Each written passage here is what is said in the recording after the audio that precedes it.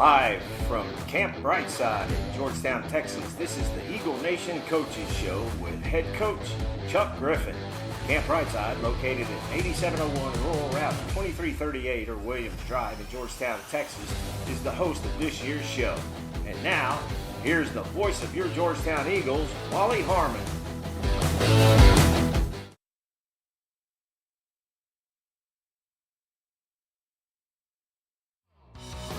Georgetown, there's a new dining and entertainment spot in town, Camp Briteside. Come and enjoy unbelievable food and drink menu in our rustic dining room or on the huge covered patio. Camp Briteside is not just great food and drink, but unmatched atmosphere that includes outdoor games, a wiffle ball field, and outdoor stage.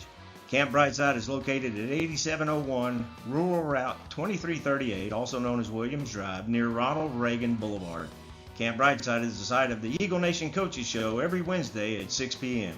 For food, fun like none other in Georgetown, visit Camp Briteside and stay a while.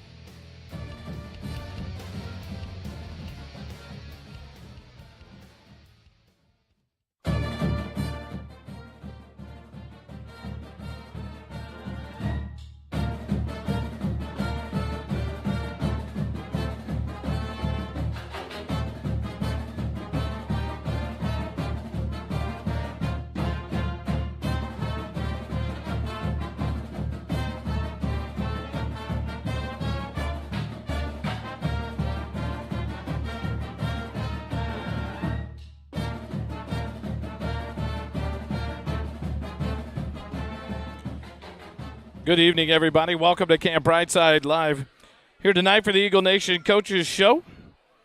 After a big by-district championship win, 48-42 in overtime, double overtime, over the Centennial Spartans out of Burleson, Texas, but a tale of two halves. Kind of the story of that game, Kelly, a big first half by Georgetown. Everything seemed to be working for Georgetown, 28-0, and then all of a sudden we find ourselves with 3 minutes left in the ball game, and we're sitting 35-28 down 7, and a drive by this offense down to punch it in, tie things up, and send us to overtime. And once it got to overtime, things happened and fell the way of the Eagles, and a big win to move on in the playoffs to round 2. Huge win, and you got to tip your cap to the Spartans for coming back out in that second half and playing better football, but the bigger tip of the cap goes to this Georgetown Eagles team for the progress they made, hanging in there, going to double overtime, and then taking the victory and moving on to the area round of the playoffs.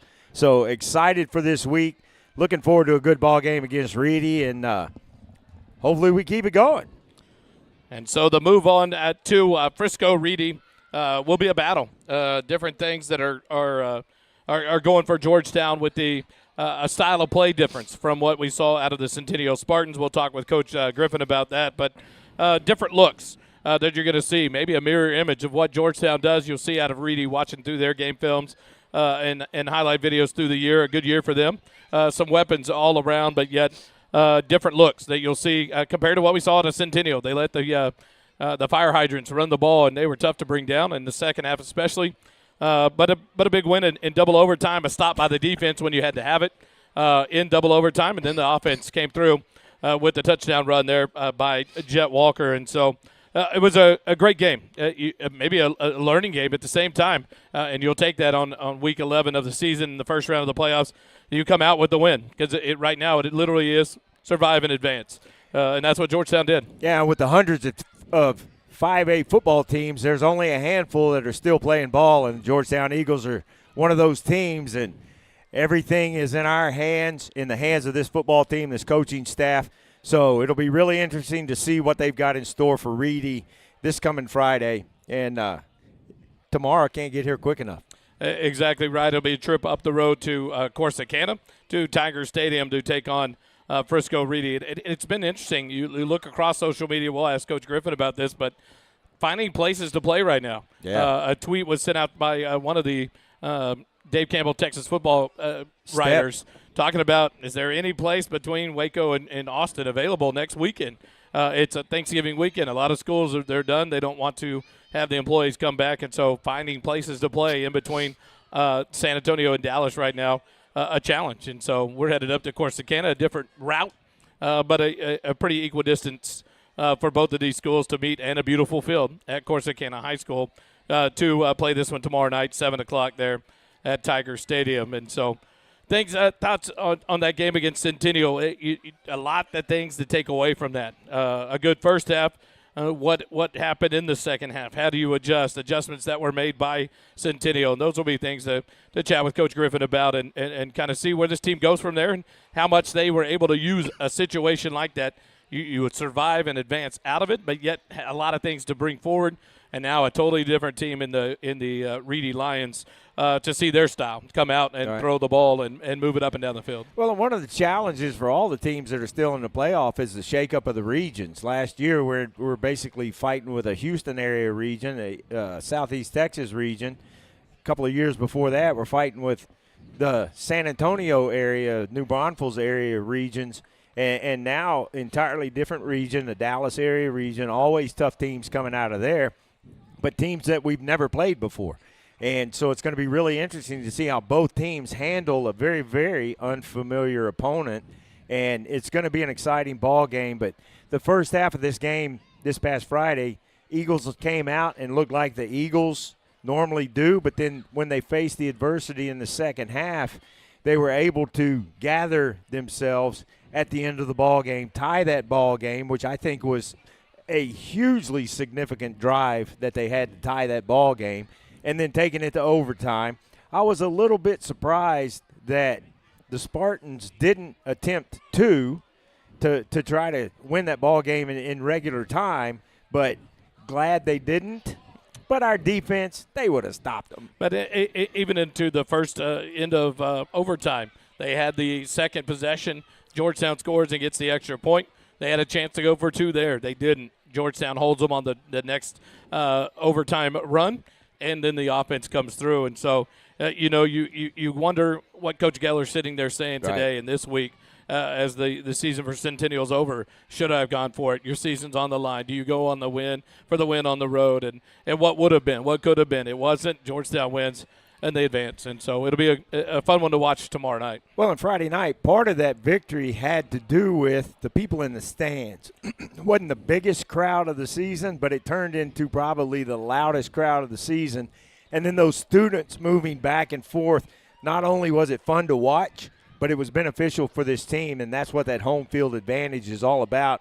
And last Friday night, we definitely had the home field advantage, and a tip of the cap to the fans that were in the stands making all that noise to try to throw the Spartans off of their game. As well, congratulations are in store for Coach Jenny Richardson, the Lady Eagle volleyball team, finishing tied for third in the state, falling to Cedar Park on Tuesday night over at UMHB in a tough loss there in the state semifinals. Community was shown there as well. Some of the videos that have popped up on Twitter from Dr. Pattaville, Coach Griffin, the stands were full, and every time a game switch, the students moved to the other end of the stadium, and it was clearly 70-30 Georgetown, maybe 80-20 in amount of fans, and it was just great to see the turnout to support these student athletes, and it'll be important tomorrow night. Frisco Reedy's going to travel. A lot of tradition there in Frisco and the teams in that district that is so heavy with good high school football, but it'll be important tomorrow night to travel there to Corsicana to Tiger Stadium to support these Georgetown Eagles. And we want to encourage all the fans, if you're listening right now on YouTube, if you can, make the trip. I know it's a 2-hour trip, but make the trip. Encourage your friends and other Georgetown fans to make the trip and support this team in the stadium. Nothing like it. Of course, we love having viewers of our broadcast, and we will be broadcasting the game on the NFHS network. But being in the stands and supporting this team is important. So if you're watching the broadcast and you can make it to the stadium, make the trip up there to be a nice little trip, nice little Friday night trip, and support these Eagles. And a nice, cool night for high school football. It's going to be a beautiful night. Finally starting to feel like November like in football Texas. season. Yeah, exactly. We'll take a quick time out. We come back, we'll get Coach Chuck Griffin up here and talk some more Eagle football. We'll talk about the Centennial win in the by-district round and to look forward to the Reedy Lions in the area round tomorrow night. Stay with us live here at the Eagle Nation Coaches Show from Camp Briteside. We'll be right back. Georgetown, there's a new dining and entertainment spot in town, Camp Briteside. Come and enjoy unbelievable food and drink menu in our rustic dining room or on the huge covered patio. Camp Briteside is not just great food and drink, but unmatched atmosphere that includes outdoor games, a wiffle ball field, and an outdoor stage. Camp Briteside is located at 8701 Rural Route 2338, also known as Williams Drive, near Ronald Reagan Boulevard. Camp Briteside is the site of the Eagle Nation Coaches Show every Wednesday at 6 p.m. For food, fun like none other in Georgetown, visit Camp Briteside and stay a while.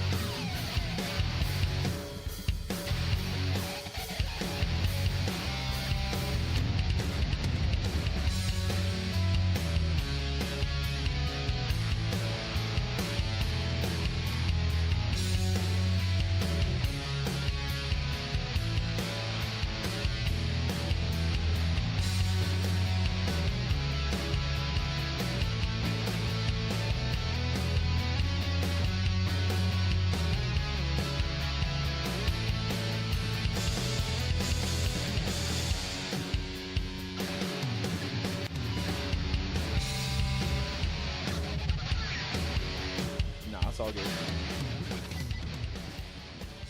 Back here live, Camp Briteside, the Eagle Nation Coaches Show. We're joined now by head coach Chuck Griffin. Coach, survive and advance is the playoff mantra. You got to just get through these games and win, move on. But a lot came out of a game on Friday night there at Burkle Backfield with Centennial. Maybe for the first time ever in my life, for you as a coach, playing in one, calling one, coaching one, have you ever seen a game where it's two halves of completely different momentum? Yeah, I mean, through the years, 26 years, yeah, you see some of that stuff, and double overtime wins and triple overtime losses and those kind of things. I've done some of that. But, for us, for this group, it was definitely a shocker. It took us a minute to kind of get our bearings. But, man, I'm extremely proud of our kids for being able to do that. It's sometimes in sports it goes that way. We kind of fumble a couple of things here and there. And then, a difficult call, and all of a sudden everybody kind of starts, oh, man, they panic a little bit, But our kids just, man, they bought in, and we talked about really kind of three deciding plays down there late in the fourth quarter and overtime. They were just routine plays, right? And you just do what got you there, right? And you just do the little things right, and eventually, right, you're going to kind of recover. You're always going to fall back on your training. Right, and so that's what they did, and man, the guys came out on top, and man, I couldn't be more proud of them. You could question the call from Coach Geller to either go for two or not go for two in a situation like that. How do you? What's going through a coach's mind? I wouldn't have gone for two. I would have. It sometimes depends on your personnel and what's going on. There's a lot of things in there, that help you make that decision. But I mean, they've been. For the last 24 minutes, they've been throttling us, right? So you're probably thinking, no, man, we're just going to go finish this thing in overtime because we'll get a stop. And, man, our kids they did a great job. Coach, when you go into the halftime up as big as we were up at the half, what's the message to the team then versus the message to the team at the end of the third quarter whenever momentum has changed? I mean, the message at halftime was don't let them up off the mat. Like, this is a good football team. You better be ready to go 0-0. And we were really close to throwing a touchdown on the first play of the second half. Caleb got hit right as he's releasing the ball. He's going to throw a touchdown, and instead it turned into being an interception. And then there was a missed tackle, and then they scored, and then a punt, and they scored, and all of a sudden we're like, uh-oh. And in what people can do, it's just human nature. Man, everybody's trying to do everybody else's job, and just do what you're supposed to do, be where you're supposed to be, and it's all going to work out. It's kind of what Wally was talking about a little bit earlier. There's some skill in there, but it just seemed like first half the ball was bouncing Georgetown's way. Yeah. The second half, the Spartans made some changes, but it seemed like things started bouncing their way. How do you keep everybody focused whenever it just seems like the wheels are coming off? I mean, that's the challenge. It kind of that's why I called them up in overtime and talked to all of them for a brief minute there.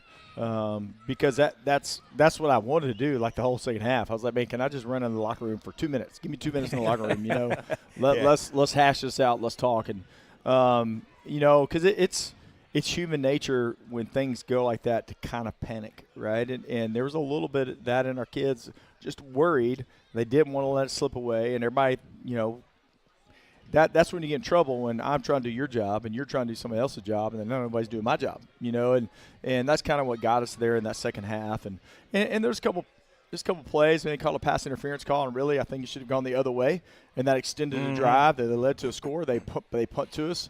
There was one that I would have called it a pass interference too, but we just fell and we knocked him down, but that ball was uncatchable, right? So maybe holding, but not pass interference with the ball in the two. So there's a couple little things there that just didn't quite go our way. And like I said, we scored a touchdown in the first play of the second half, like it's probably over, right? Because we just scored, and we maintain the momentum. And that's the funny thing about sports, man. Momentum, when you lose it, it's really hard to get it back. And and our kids just kept fighting, and we're able to get it back. I know as a preservation mode, you'd love a blowout in every game for a self-preservation mode, but how satisfying is it that you come through a dogfight like that and you come out hoisting the gold ball? Yeah, I mean, those are defining wins for teams, when you can do something like that and have to score, on the last drive and then score twice in overtime and have to get a stop. Those are defining wins, and those kind of things that make seasons. And so, man, just,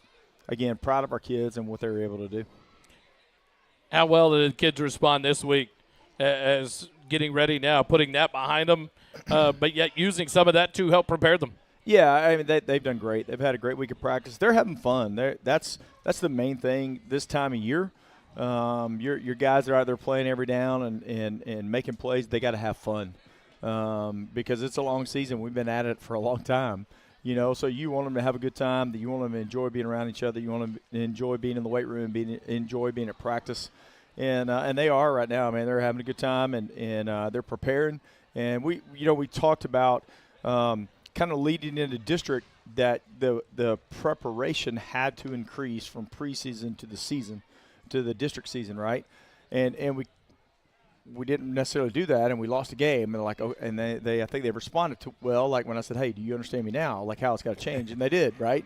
And then we get into the playoffs, so it was another great opportunity to say, hey, when you get into the playoffs, everything has to increase. Your level of focus, your level of intensity and preparation has got to increase because every team is good and every team can beat you, right? So this was a good wake-up call to say, hey, you see what I'm talking about? Like everything's got to increase. Your preparation, your focus, your intensity, and you got to keep it up there for 48 minutes, not for 24. So like this is a great example of, okay, we got close. All right, so let's make sure that doesn't happen again.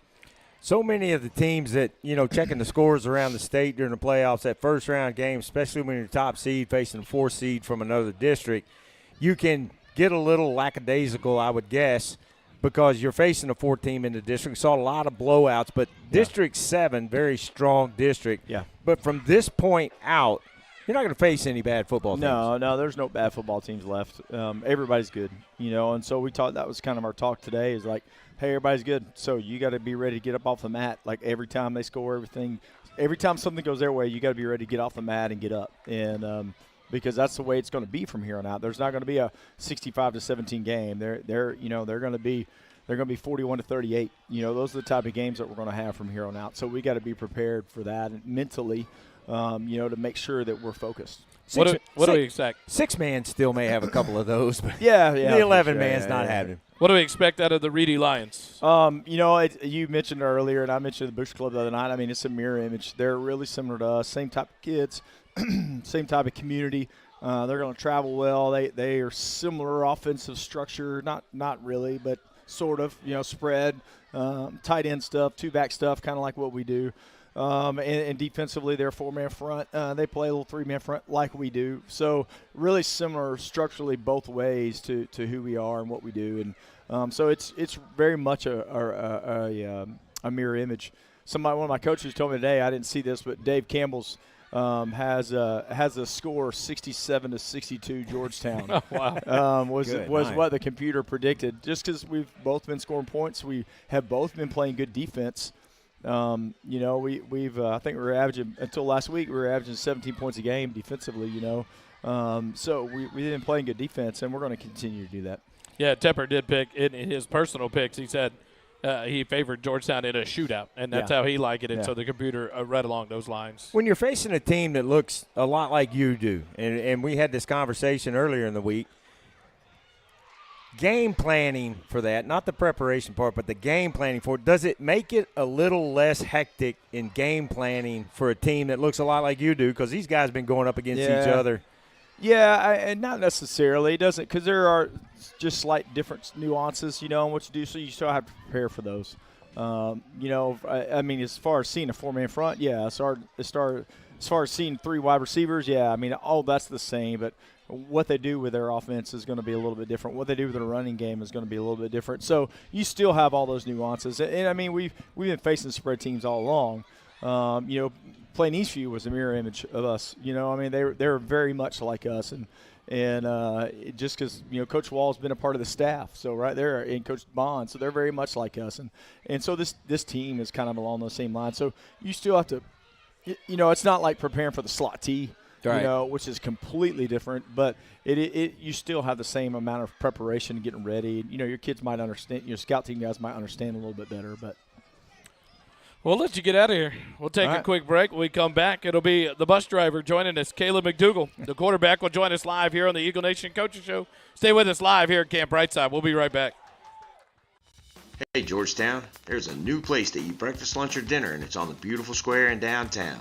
It's Goldberger Diner. When you walk into this 50s-style diner, you're greeted with a smile, greeted like your family. Sit at the counter, a table, or a booth and get ready for an old-fashioned dining experience like no other in Georgetown. Enjoy tasty breakfast or come later for a burger, chicken fried steak, or even the Southern classic liver and onions. There's so much to choose from. Goldberger Diner is located at 109 West 7th Street in downtown.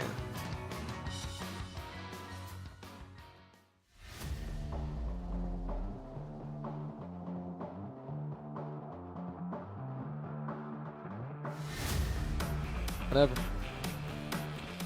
Back live here at Camp Briteside, joined now by number 12 on your roster, Caleb McDougal. Caleb, congrats. Of course, I don't watch the whole podcast of the weeks I don't watch the whole podcast. Ashley Pickle and her co-host picked their Young Buck of the Year award, and it's a big podcast that they do each and every week talking about football, and it's interesting to listen. They talk about different angles of football, and Ashley picks you as the Young Buck award winner. And there's so many out there. It's kind of funny, all these awards that people will do on different podcasts and sports programs. But it's one that it's kind of funny to recognize what you've done on the field for this team as a sophomore at the quarterback position, where it could easily be one of nervousness and the trial and error and having to learn and making a lot of mistakes. And you haven't really run into that. You've had an offense around you that's helped set you up and to run a good offense and a successful offense.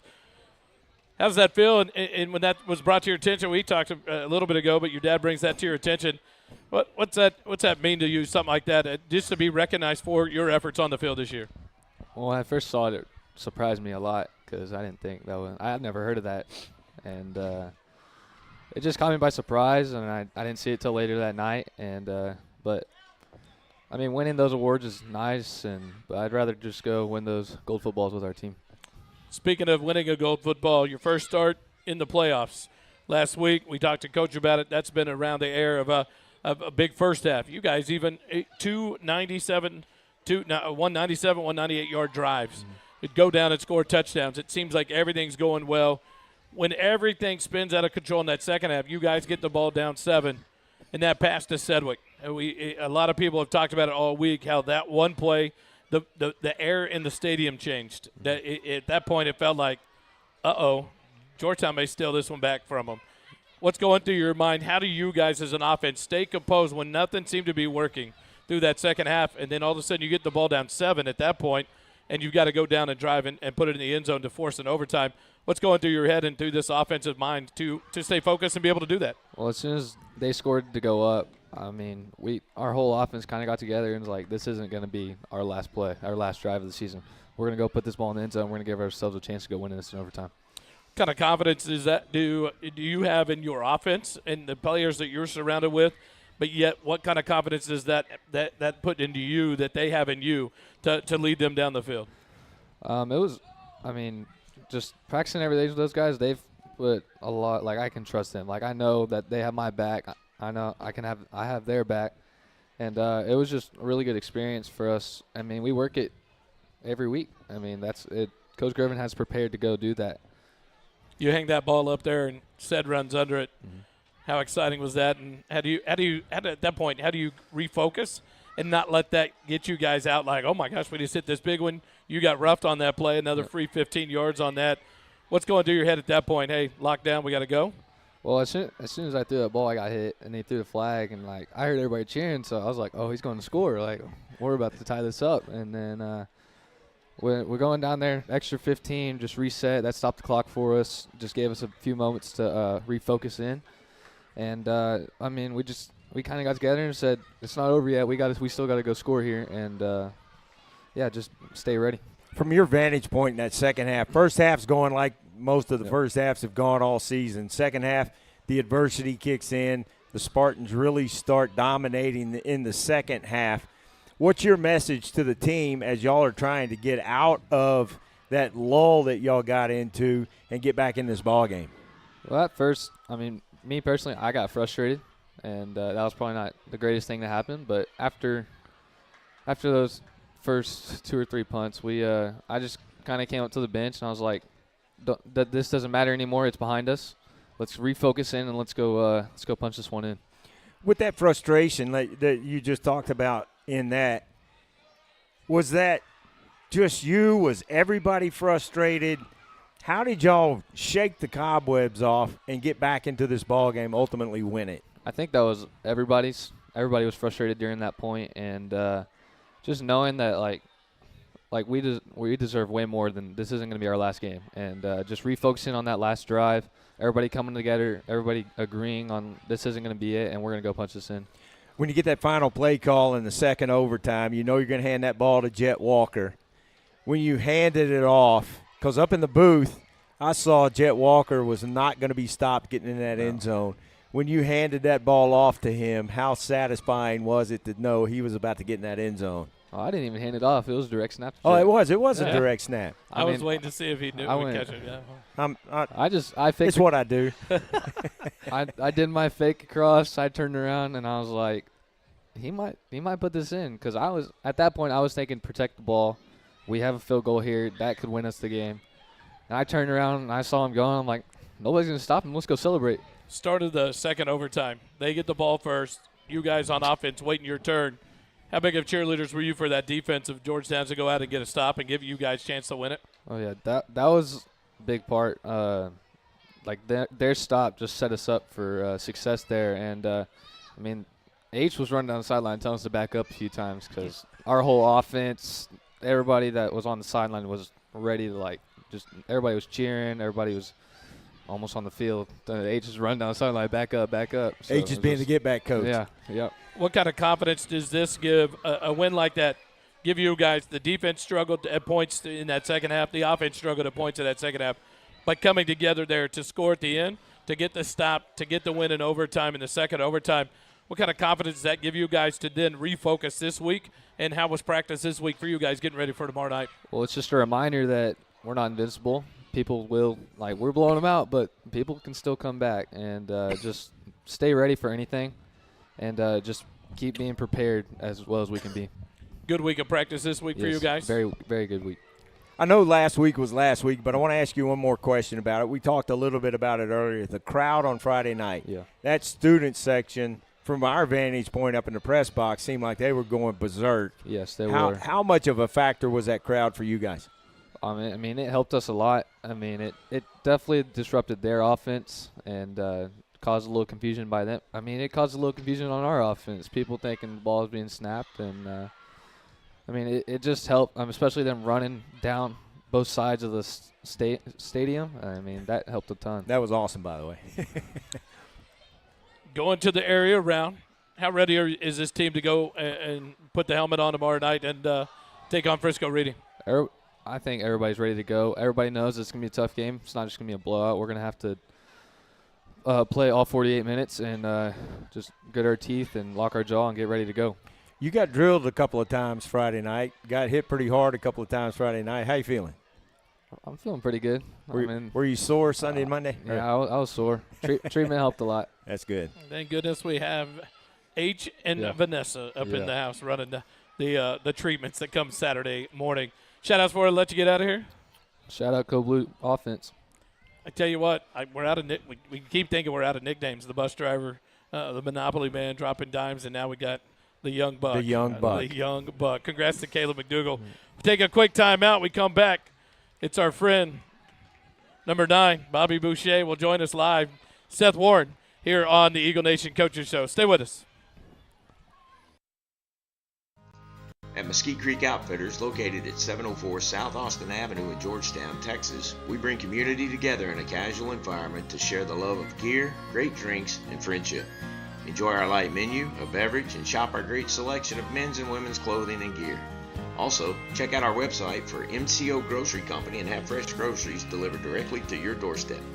Visit the Mesquite Creek site at www.mesquitecreekoutfitters.com or stop in and say hello. MCO is a proud sponsor of this year's Georgetown Eagle football broadcast, brought to you by First Responder Broadcasting.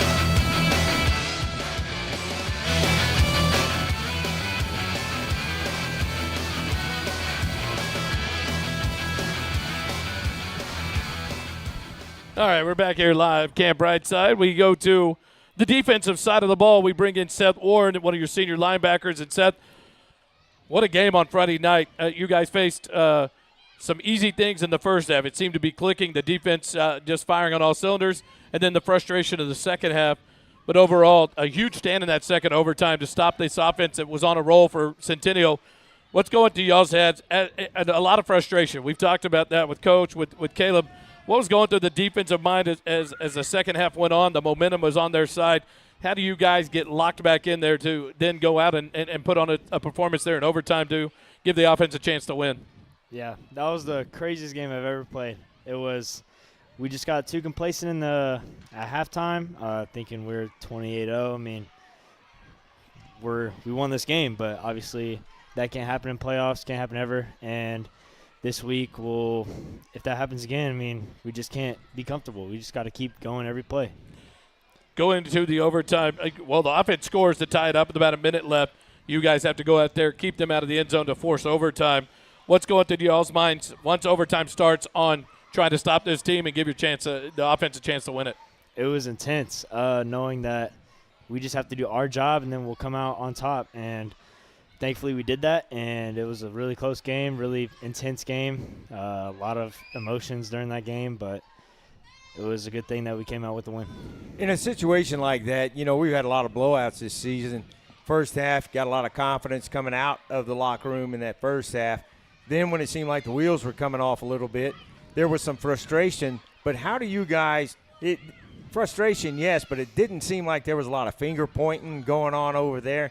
How do you guys get refocused and keep the finger pointing from happening so that you can finally stop this Centennial team? I would say leadership that has a big role in our team. I think our teammates did a good job doing that on the sidelines, getting everybody back together, back focused, so that we can go out there and do our job. How did that prepare you guys for film study this week to lock in and be ready and to, like you said, prevent that from getting out of happening again this week?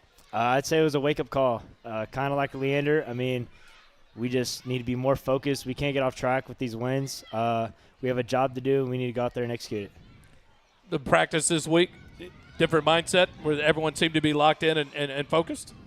Yes, this week I'd say we were locked in and focused because after that game, that was a really shouldn't have been that close, but it was, and that was just like a motivation we got to up it. So the aftermath of this game, was it similar to you to the aftermath of the Leander game? I mean, we walked away with a victory from this one, but was this the wake-up call you guys needed to try to make a run in the playoffs?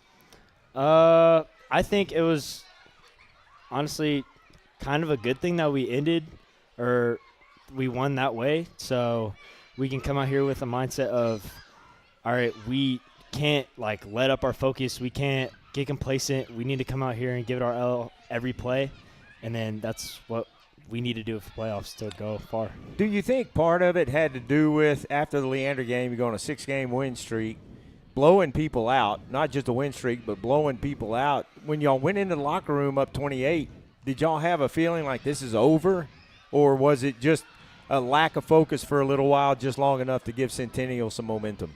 I could say both. I mean, there was definitely a lack of focus, and also, I mean, there were some talk what we're going to do after the game, and, I mean, that can't happen during halftime. I mean, that's just asking for it. You've been on this varsity team since your sophomore year, and we've gotten to know you over the years. Your junior year, one thing I always catch quickly when the rosters come out are number changes, people going 7-1, 29-9, and behind your story last year was the switch to number 9, and we enjoyed the story of it. Was remembering throwing back to Bobby Boucher from the Water Boy, but yet the way you play the linebacker position and the fun you have in it. And so the first responder team has had fun with this. We mentioned Bobby Boucher on big tackles. We just about the fact the way you play with this reckless, loving to hit people, chasing the ball, making tackles. Looking at the tackles in the game, even where it was a tough game in the second half, 16 tackles, 2 for loss, the quarterback already sacks. A big game still on the field for you, and the way you're playing the game has been fun for us to watch and get to know you over the years. So, with that being said, then we find out it was your birthday. You just turned 18, it was. And so, hold on a sec. I got something. Oh, boy. So, we got a Bobby Boucher jersey. So, First Responder Broadcasting has found a Bobby Boucher jersey. And it is a custom stitched Bobby Boucher for Seth Warren from the First Responder crew. So I appreciate that. We were excited when it turned out that your birthday was just yesterday because we've had this waiting for it. And so we've had fun with it because sometimes people will be like, I like 2 over 45, but there's no behind it. And when you said Well, Bobby Boucher was number 9. I want to be number 9. I'm a linebacker. Wally was instantly going, we got to get him a jersey. We got to get him a jersey. So I'm glad you were here tonight. We could have you up here. As one of the leaders on this team, it's come and worked his way from one of the fill-ins at the linebacker position in his sophomore year, that then come in a starter last year and being one of the leaders on this defense this year. We've had more fun watching you grow as a young man and as a football player and a leader on this team and getting to know you. And so I saw that. We were set on it. I was like, I'm going to find it. It came in. It came to fruition. That's awesome. So from us to you, congratulations. Thanks for letting us enjoy this and your time at Georgetown. It's been fun for us. And so I will continue to say Bobby Boucher makes the tackle on big hits. Just so you know, it's not going to go away because that's one of my favorite movies. He was a fun linebacker to watch, and you play the game like you're ready to rip somebody's head off. So it's we love it. So happy birthday to you. Thank you. We wanted to celebrate that with you. I appreciate it. We love sitting and talking football, so it's fun and an honor and a privilege to be able to broadcast these games. But one of the aspects that a lot of people don't understand and realize is we have now been following you for 3 years, get to know you for 3 years, have become friends with you and your family over these 3 years, and this is one of the biggest privileges is getting to know you guys, and we're excited to see what the future holds for you. We're proud of the young man that you have become and what lies for you in the future. So thanks for sharing some of that with First Responders broadcast team and with everybody. We appreciate it, and happy birthday. Yes, sir. Thank you. I appreciate it. So we'll take a quick break. We come back. We're going to have to get set to go round them up. It's trivia time. Offense and defense goes at it with random trivia in just a second here on the Eagle Nation Coaches Show. Stay with us. For all the fly fishing, hunting, and outdoors enthusiasts, River and Ranch Provisions is your one-stop shop for the gear you need. There's a large selection of hunting and fly fishing supplies for the beginner, all the way up to the experienced outdoor folks. Cody, Brad, Sam, and Tim have put together a high-end outdoor outfitter with high-quality supplies and services to make everyone feel welcome and important, regardless of your experience level. Come see what there is to offer at 807 South Austin Avenue in Georgetown, or check out the website at www.rrpgtx.com.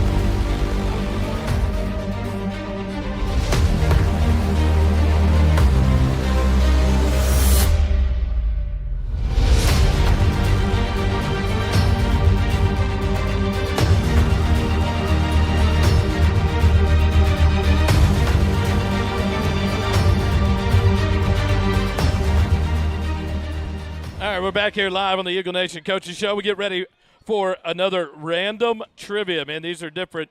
No M&M's questions tonight. I had a good one. I didn't know it was Starburst. M&M's fruit chews became Starburst. I didn't know that. So Who knew? But let them introduce themselves. Pass it down. I'm Jack Gibson, number 22. I'm Jeremiah, number 80. Seth Warren, number 9. Grayson Cooper, number 18. Davin Sedgwick, number 2.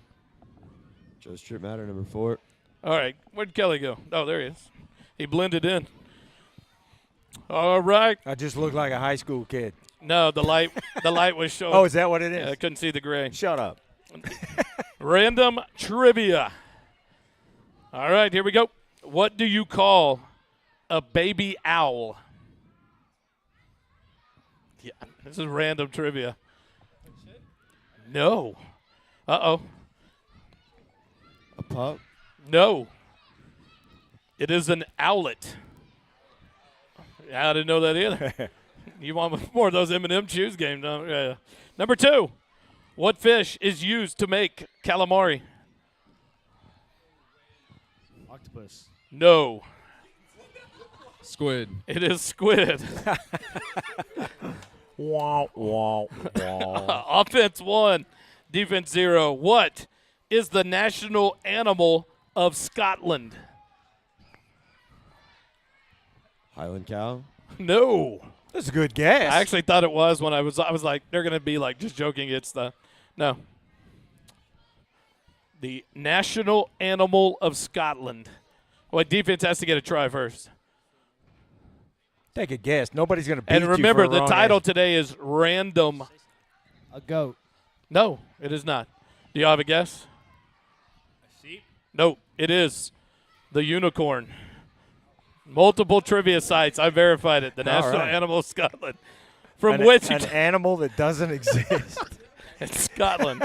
It is Scotland. All right. Lots of alcohol Be, consumed. be ready. Be ready for this one. From which direction does the sun rise? The east. All right. Offense is up 2-0. Number 5. What is the longest bone in the human body? Femur. That is the femur. And because there's 2 questions with no answers, I have a bonus. It's 2-1 offense right now. How many colors are in the rainbow? I believe 7. That is correct. Dun, dun, So it's now, tied. 2-2. I have another bonus question, and this is Georgetown High School trivia. A former volleyball player at Georgetown set the record for most kills in a match. Oh, that was pretty close. Rock, paper, scissors, that one. So there's 2 questions in it. Who was it, and how many kills? All right, defense gets to go first. Addie Guido. It is Addie Guido. 1,000. No, in one match. Her record setting in the match. It was, and I'll even tell you the match. It was against Weiss at home when you guys came back from the band competition. She had this many kills to set a school record in one match. All 5 sets.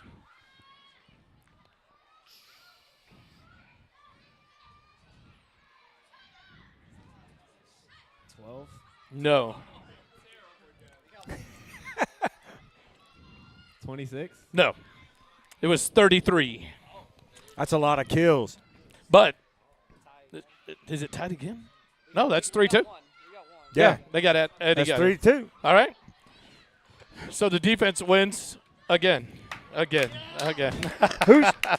Are they up Yeah. for the season? Yes. All yes, right. Yes. And we're going to stick with random trivia. So we're going to stick with this because this is fun. And this isn't going to be the last Scotchy show. Yeah. So we're planning on more random trivia. Jimmy Warren.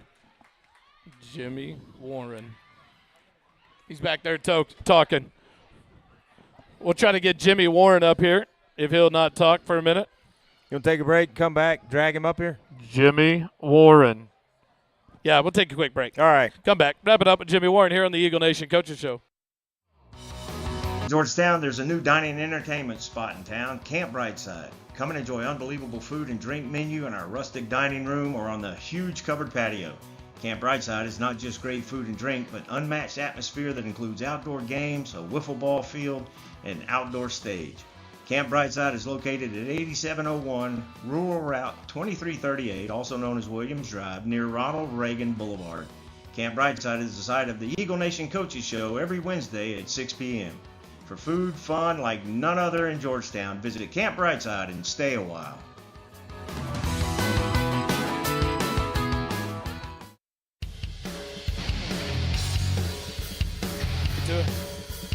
Back here live, Camp Briteside. The Eagle Nation Coaches Show rolls on, and we have Jimmy Warren with us, the president of the Eagle Football Booster Club. And tomorrow, the train rolls on to Corsicana, which means another tailgate opportunity to join the crew and enjoy a meal there in Corsicana. Did you get the details? Man, I failed. Where's our information source? Where'd David Gonzalez go? One of them knew it, or Jory knew it. Jory, tailgate tomorrow.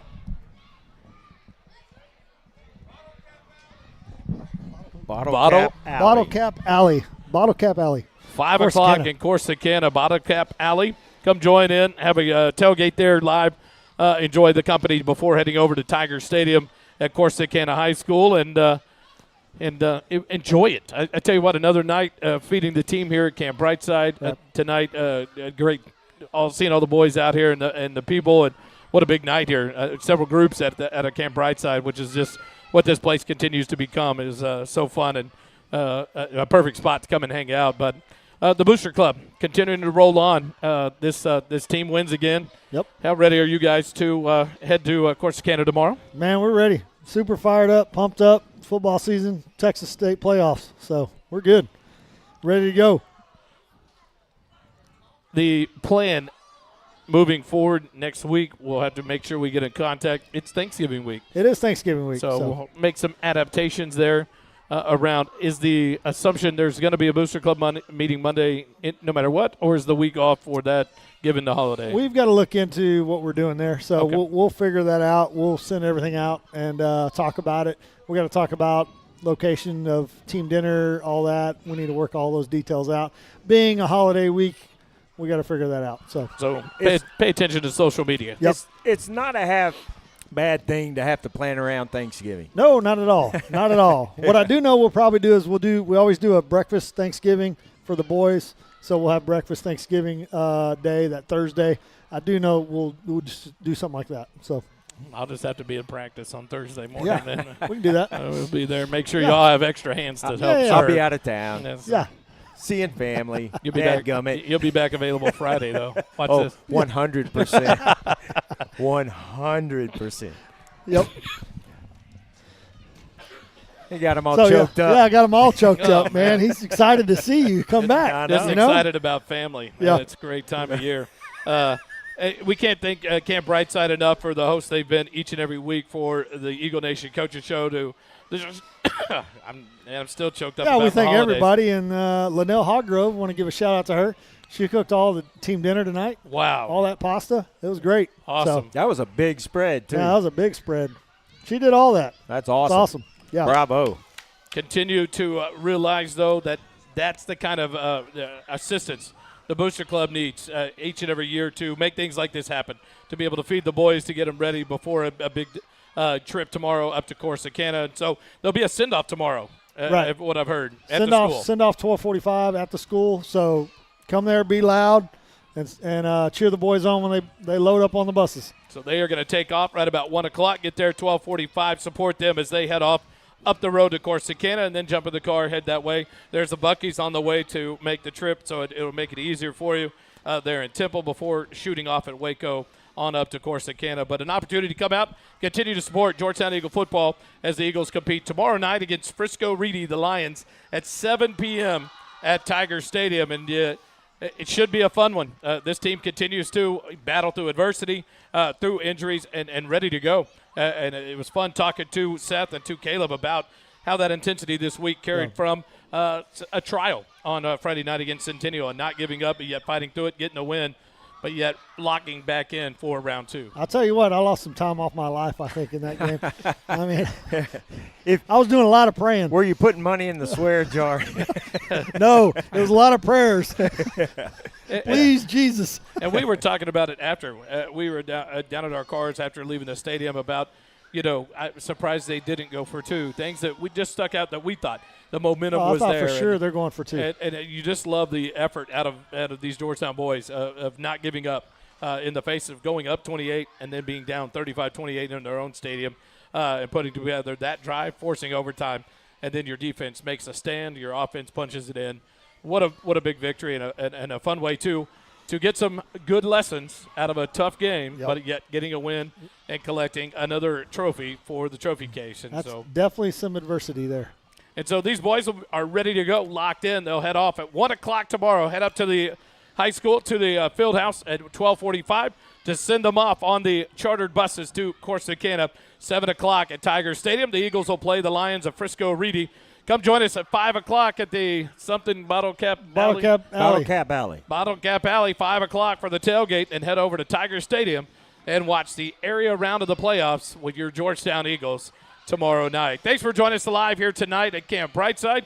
And to Caleb McDougall, to Seth Warren, to Coach Griffin, thank you for being a part of the show. And to Camp Briteside, thank you so much. And we finally get to witness some help from David Gonzalez tonight helping to clean up. We appreciate you, David, and all your efforts. About time. Yeah. Hey, it's good the bus driver's here because somebody just got thrown under. Yeah. Hey, week 12, and we get the help from David. We love it. We love it. Hey, at least 1 week. We'll take it. Hey, maybe next year get him on the board with his son being he shows up for breakfast tacos. Consistent there. Consistent. Speaking of, is that tomorrow morning? That's tomorrow morning. Oh, yeah, I'll be there, too. You going to be there? Yeah, 7:15? Yeah, okay, 7:15. I'll be there. Yeah. If y'all want to join us, come get some tacos in the morning. We'll be somewhere in Georgetown. Sierra's, that's what it's called. I can't remember. It's right across. It's right there. It's really good. And 7:15, grab some breakfast tacos, then head off to feed these young men and get them ready for the day. Thanks for joining us tonight. Remember, doesn't cost you a dime to be kind. Come join us tomorrow night, Tiger Stadium, 7 p.m. at Corsicana, Texas, to cheer on the Georgetown Eagles. Come early, be loud, wear blue. Stay late, and come home. Eagle fight never dies. Let's go. Have a good night, everybody.